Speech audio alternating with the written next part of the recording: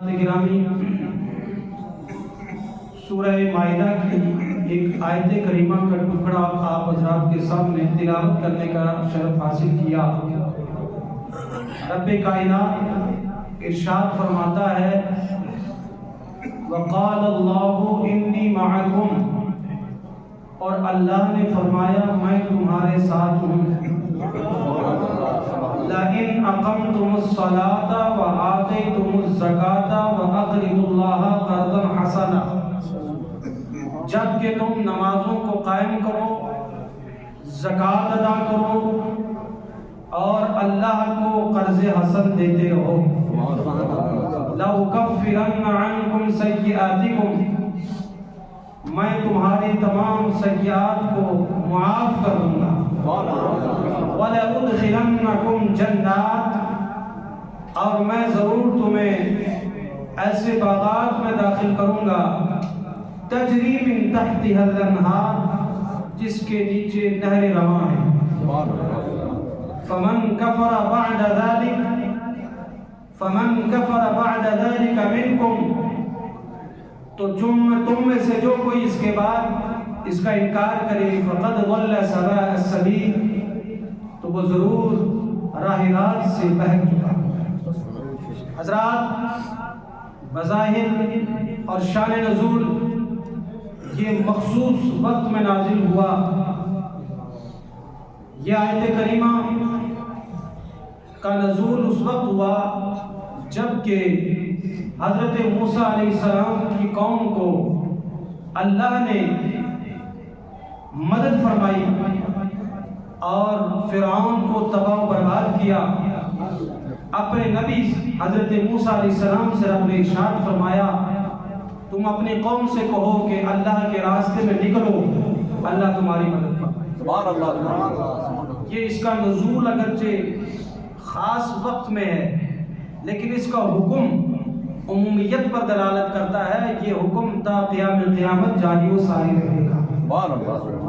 حضرات، آج ہر آدمی اس بات کا متمنی ہوتا ہے کہ میرے تعلقات ایسے لوگوں سے ہوں جو پاورفل ہوں۔ ہر ملک یہ چاہتا ہے ہمارے تعلقات ایسے ملک سے ہوں جو ملک سپر پاور ہو۔ ہر قوم یہ چاہتی ہے ہمارے تعلقات ایسے اقوام سے ہوں جو اقوام ترقی یافتہ ہو، اونچے درجے کی ہو، جو اقوام جن کی بڑے بڑے لوگوں سے بنتی ہو۔ ہر محلے والا چاہتا ہے کہ ہمارا محلہ ڈیولپ کرے۔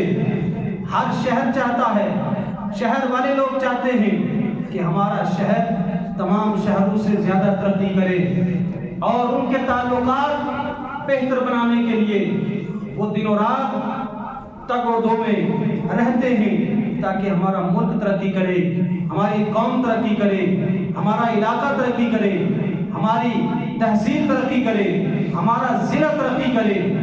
لیکن یہ جو دنیاوی ہم یہ سوچ رکھتے ہیں، یہ ساری سوچیں دنیاوی اعتبار سے یہ ہو سکتی ہیں، پر یہ سوچ قرآن پاک نے ہمیں نہیں کی۔ توجہ ہے؟ قرآن پاک نے فرمایا وَلِلَّهِ مِيرَاثُ السَّمَاوَاتِ وَالْأَرْضِ، زمین اور آسمانوں کا وارث اللہ رب العزت ہے۔ وراثت کسی کی نہیں ہے، سب چیزوں کا مالک، سب چیزوں کا خالق، سب چیزوں کا رازق اللہ رب العزت ہے۔ لہذا ایک بندہ مومن یہ چاہتا ہے کہ میری کسی سے بنے نہ بنے پر اللہ سے ضرور بنے۔ جو رکھے میری کسی سے دوستی ہو یا نہ ہو، پر اللہ سے ہو، اللہ والوں سے ہو، اللہ کے محبوبین سے ہو۔ اللہ کے دشمنوں سے ہم نے دوستی نہیں رکھتی ہے۔ یہ ذہن اور یہ سوچ اگر ہم رکھیں گے تو انشاءاللہ العزیز ہمیں کامیابی اور کامیابی بھی توجہ ہے۔ اب جب ہم نے قرآن پاک کی بارگاہ میں عرض کی کہ ہم مسلمان ہیں، ہم حضور کا کلمہ پڑھنے والے ہیں، ہم تیری ہر آیت پر ایمان لانے والے ہیں، ہمیں یہ بتا کہ اللہ کی معیت، اللہ کا ساتھ، اللہ کی سنگت ہمیں کب ملے گی؟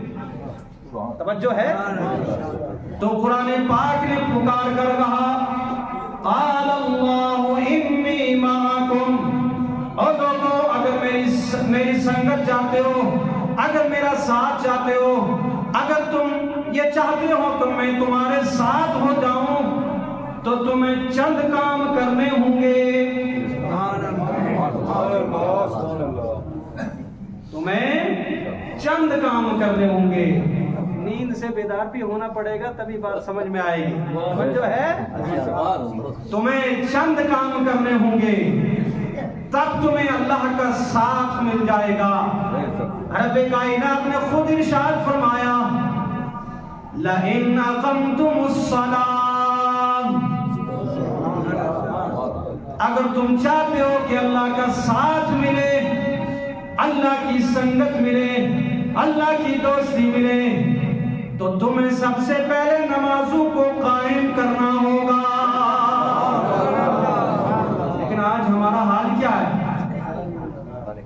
چاہتے تو ہم سب ہیں کہ اللہ کی سنگت ملے، اللہ رب العزت کی مدد ملے، اللہ کی دوستی ملے، لیکن نمازیں ہماری دیکھیں مسجد ویران ہیں۔ بولو ہے کہ نہیں؟ تو اگر سنگت چاہتے ہو، اللہ رب العزت کے ساتھ دوستی چاہتے ہو، تو 5 وقت کی نمازوں کو ادا کرو۔ یہ میں نہیں کہہ رہا ہوں، خود قرآن نے فرمایا انی معکم لئن اقمتم الصلاۃ، میں تمہارے ساتھ ہوں، شرط یہ ہے کہ تم نمازوں کو قائم کرو۔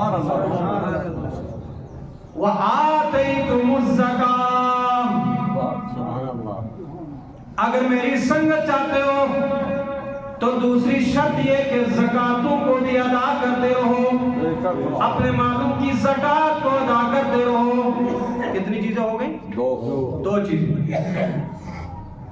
وَآمَنْتُمْ بِرُسُلِي، اور میرے رسولوں پر ایمان لاتے رہو۔